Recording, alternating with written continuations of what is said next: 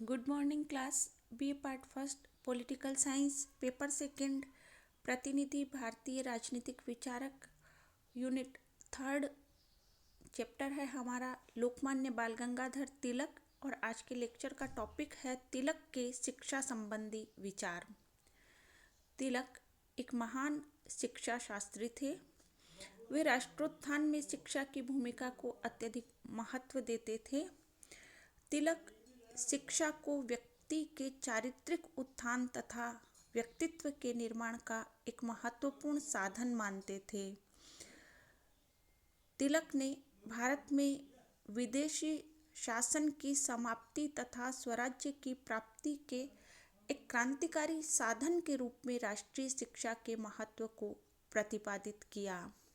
तिलक वास्तविक शिक्षा उसी को मानते थे जो व्यक्ति को जीविकोपार्जन के योग्य बनाए, उसमें देश के सच्चे नागरिक गुणों का संचार करे और पूर्वजों का ज्ञान और अनुभव दे। तिलक के संपूर्ण राजनीतिक चिंतन का केंद्र बिंदु स्वराज्य है और प्रारंभ से ही उन्होंने शिक्षा को स्वराज्य की भावना के प्रसार और इसकी प्राप्ति के लिए एक अनिवार्य साधन के रूप में माना।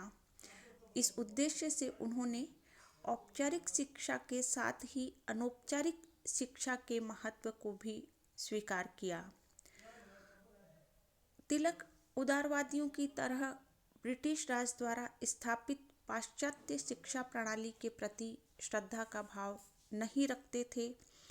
इस प्रणाली का मूल उद्देश्य भारतीयों में पाश्चात्य जीवन दर्शन के प्रति प्रेम उत्पन्न करना था और उन्हें इस प्रकार से शिक्षित करना था कि वे भारत में ब्रिटिश शासन के संचालन हेतु अधीनस्थ पदों पर रहकर न केवल सहर्ष कार्य करें अपितु गौरव और सम्मान का भी अनुभव करें।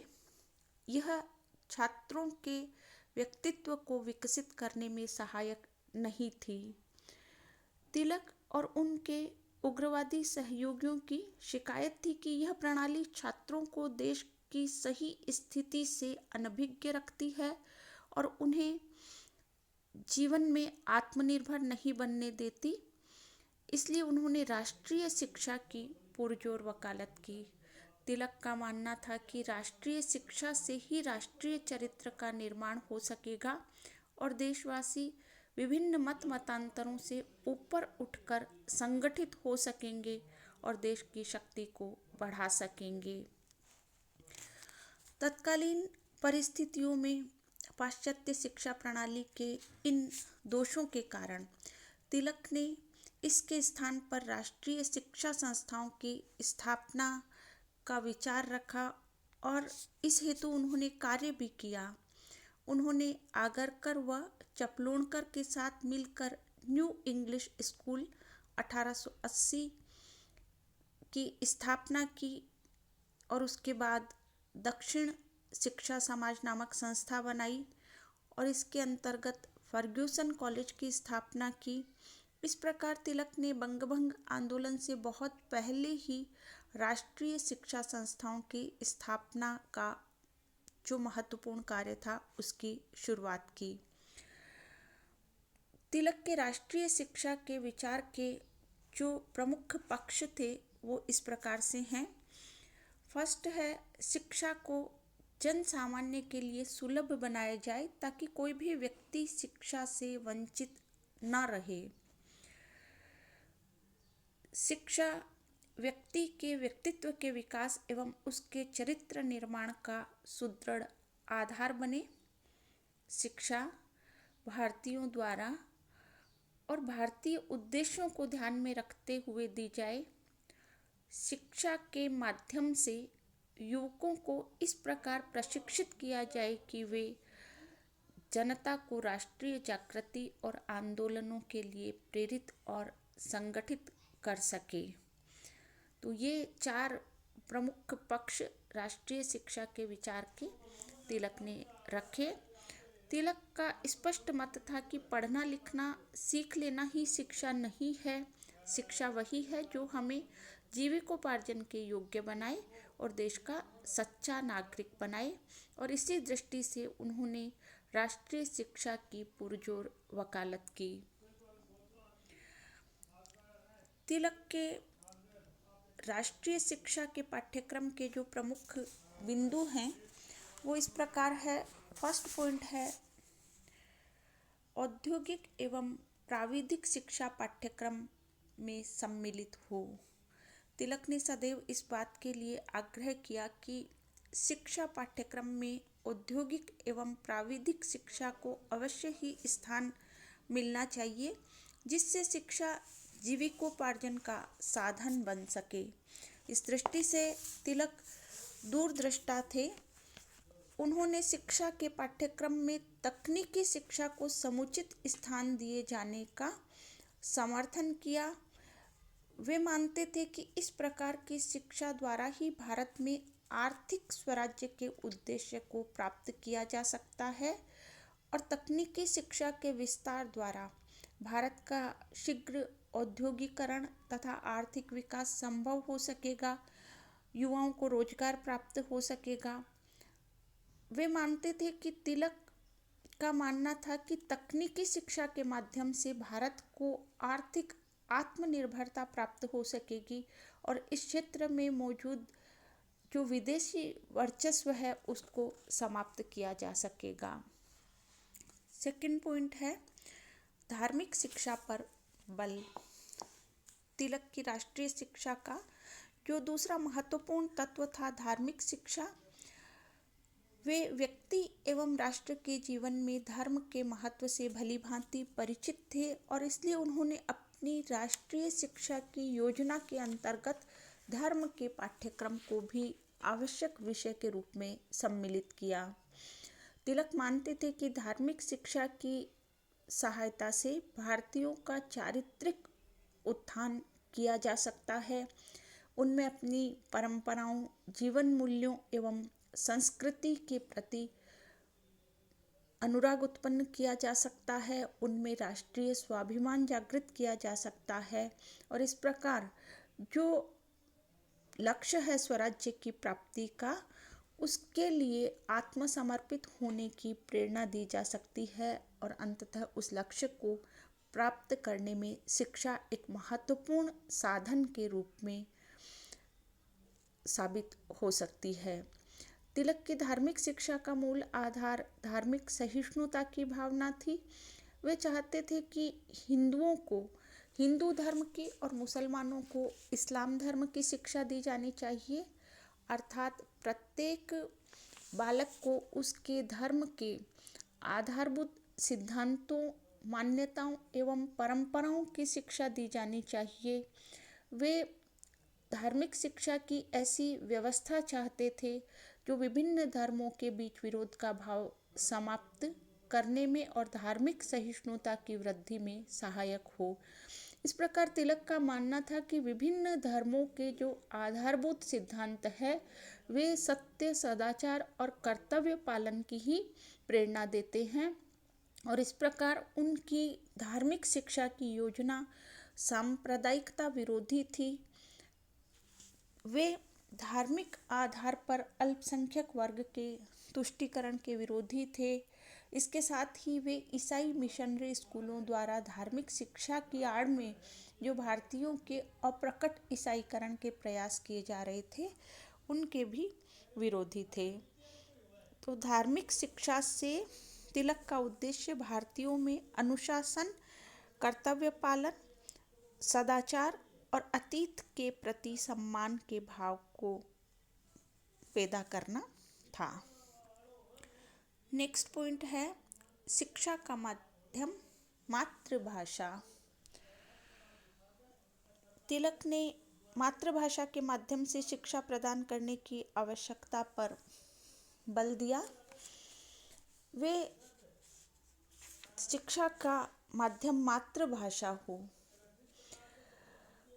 ताकि शिक्षा को सरल और सहज ढंग से प्राप्त किया जा सके, इस बात के समर्थक थे। उनका आग्रह था कि सभी छात्रों को मातृभाषा के माध्यम से ही शिक्षित किया जाना चाहिए तिलक अंग्रेजी भाषा की उपयोगिता से सहमत थे और इसलिए वे इसे पाठ्यक्रम में रखे जाने के भी पक्षधर थे, परंतु वे अंग्रेजी भाषा के माध्यम से शिक्षा दिए जाने की अनिवार्यता के विरोधी थे। तिलक ने यह अनुभव किया कि अंग्रेजी भाषा के माध्यम से शिक्षा ग्रहण करने की बाध्यता के कारण साधारण छात्र को बहुत सारी परेशानियों का सामना करना हो सकता है।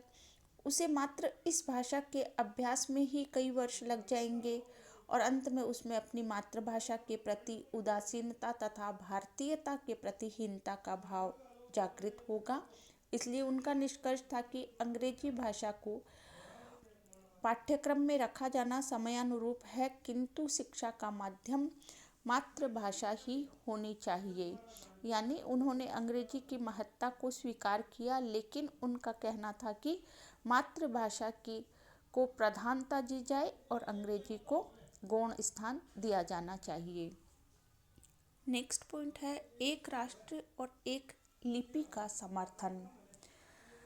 तिलक राष्ट्रीय एकता एवं संगठन की दृष्टि से राष्ट्रभाषा के महत्व से पूर्ण रूप से परिचित थे।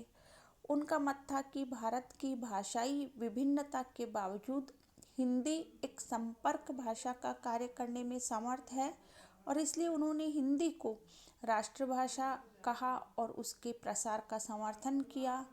तिलक का विश्वास था कि भारतीय जनता द्वारा राष्ट्रीय स्तर पर हिंदी अपनाने से यह एक वास्तविक संपर्क भाषा का रूप धारण कर लेगी और राष्ट्रीय एकता एवं स्वाभिमान की स्थापना में सहायक सिद्ध होगी। तिलक ने भारत की विभिन्न क्षेत्रीय भाषाओं के महत्व को भी स्वीकारा, परंतु राष्ट्रीय एकता में वृद्धि की दृष्टि से उन्होंने इन क्षेत्रीय भाषाओं को भी देवनागरी लिपि में लिखने का समर्थन किया। तिलक ने इन क्षेत्रीय भाषाओं के लिए एक सामान्य लिपि के तौर पर रोमन लिपि को अपनाने के सुझाव को मूलतः अराष्ट्रीय माना। तिलक ये नहीं चाहते थे कि भारत की तत्कालीन परिस्थितियों में छात्र स्वाधीनता आंदोलन से अलग रहे। वे चाहते थे कि छात्र पढ़ना लिखना जारी रखे और इसके साथ ही वे अपना कुछ समय जनता में चेतना उत्पन्न करने और स्वदेशी तथा बहिष्कार के महत्व का प्रसार करने में लगाए। तिलक शिक्षा को जन जागरण का सर्वोत्तम साधन मानते थे। राष्ट्रीय शिक्षा के अध्यापकों के लिए उनका संदेश था कि वे प्रतिभा और समर्पण की भावना को आदर्श मानकर चलें और शिक्षा के माध्यम से भारत के प्राचीन आदर्शों को पुनर्जीवित करें। लास्ट पॉइंट है राजनीतिक शिक्षा। तिलक के अनुसार शिक्षा युवकों को देश की सेवा और स्वाधीनता के लिए समर्पित करने का माध्यम थी। वे शिक्षा को राष्ट्रोत्थान का सर्वोत्तम साधन मानते थे। अतः उन्होंने राष्ट्रीय शिक्षा के पाठ्यक्रम में राजनीतिक शिक्षा को अनिवार्य विषय के रूप में मान्यता दी। वे इस शिक्षा के द्वारा ऐसी पीढ़ी का निर्माण करना चाहते थे जिसमें राष्ट्रीय स्वाभिमान कूट कूट कर भरा हो और जो सभी स्तरों पर विदेशी दासता का विरोध करने की दृढ़ इच्छा शक्ति रखती हो और जिनके जीवन का एकमात्र उद्देश्य स्वराज्य की प्राप्ति हो। तिलक का विश्वास था कि राजनीतिक शिक्षा प्राप्त युवक राष्ट्र के कोने कोने तक राष्ट्रीय जागृति का संदेश पहुंचा सकते हैं और स्वराज्य का अलग जगा सकते हैं। तिलक ने जो अनौपचारिक शिक्षा या लोक शिक्षण के संबंध में अपने विचार रखें वे इस प्रकार से हैं कि तिलक के संपूर्ण चिंतन में लोकमत एवं लोक शक्ति का विशिष्ट स्थान है। तिलक ने अपने चिंतन और कार्यकलापों में सदैव जनमत की शक्ति को विशेष स्थान दिया। उनका निश्चित मत था कि जनता में बहुत शक्ति होती है और निरंकुश शासक भी जनमत से भय खाते हैं। 1891 में उन्होंने केसरी में लिखा, शासक अत्याचारी हो जाते हैं क्योंकि जनता अपनी शक्ति नहीं जताती। अगर जनता एक हो जाए तो शासक उसके सामने शक्तिहीन हो जाएंगे। तिलक ने केसरी में ऐसे अनेक लेख लिखे जिनमें किसानों, मजदूरों, कारीगरों, छोटे दुकानदारों आदि की सुरक्षा तथा उन्नति के लिए चिंताएं व्यक्त की गई थी तथा उन्होंने शिक्षित वर्ग को संदेश दिया कि आप अपने आप को साधारण जनता से अलग न समझिए।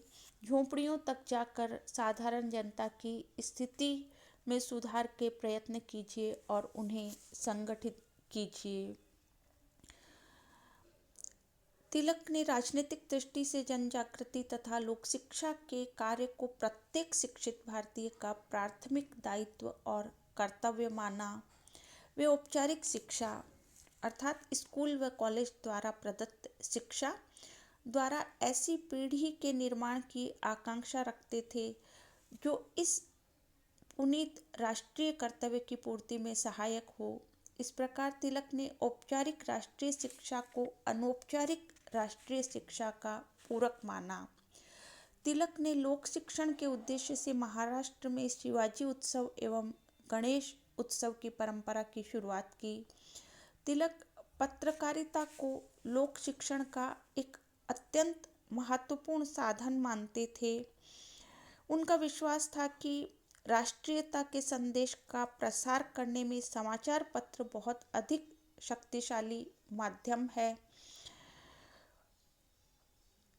उन्होंने केसरी एवं मराठा नामक पत्रों का सफल प्रकाशन किया और जन जागरण की दिशा में इन पत्रों ने महत्वपूर्ण भूमिका निभाई। तिलक राजनीतिक आंदोलनों को भी लोक शिक्षण का एक प्रभावशाली साधन मानते थे। तिलक स्वराज्य की प्राप्ति के लिए स्वावलंबन में विश्वास रखते थे और राष्ट्रीय स्तर पर स्वावलंबन की प्राप्ति के लिए लोक शक्ति के संगठन हेतु लोक शिक्षण के समर्थक थे। आज के लिए इतना ही।